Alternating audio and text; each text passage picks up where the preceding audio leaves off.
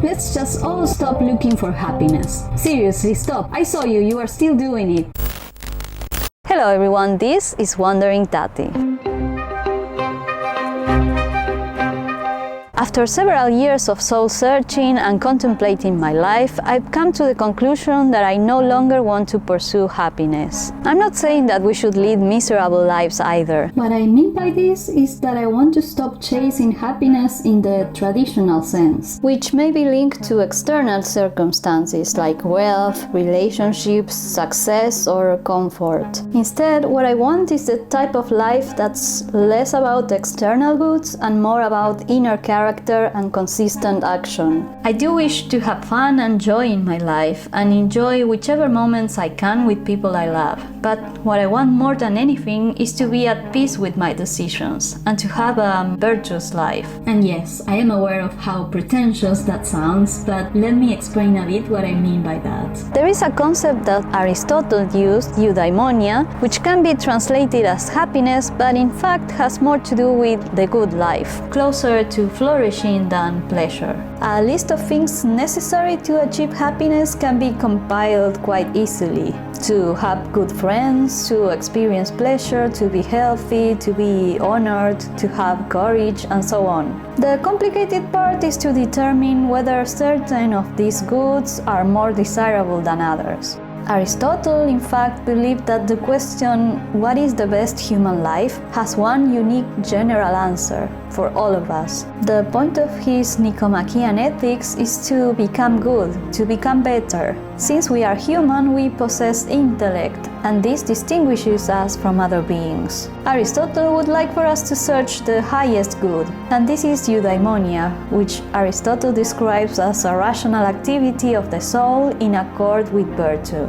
For him, happiness is not a feeling as we may expect, but it is a state of acting in the right way.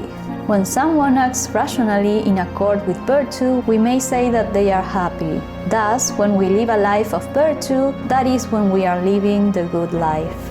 Traditional views of happiness don't necessarily require virtue. Somebody could, in theory at least, be happy while living a life of selfishness and immorality, as long as their desires are met.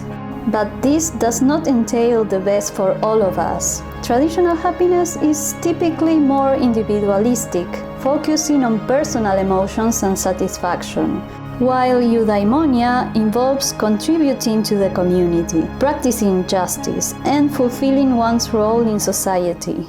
According to Aristotle, we are not born virtuous, but we can develop virtue. We must be trained and educated in it, and we must always develop practical wisdom or prudence. Prudence is fundamental. It is what lets you think of a practical action appropriately.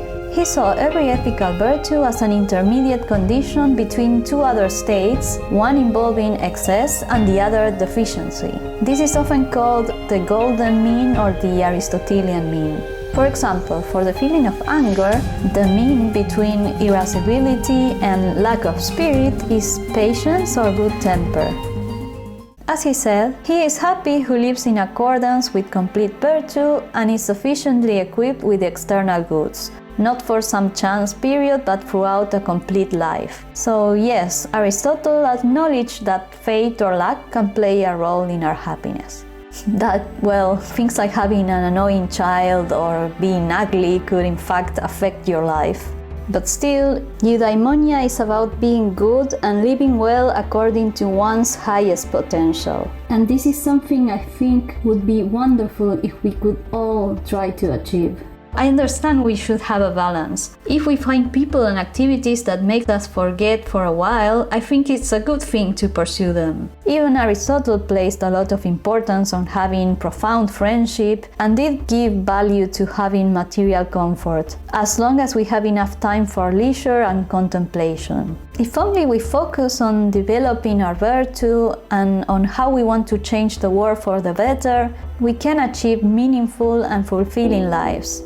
Actually, ironically, we might achieve some sort of happiness in the traditional sense in doing so, that we could not have been able to achieve otherwise.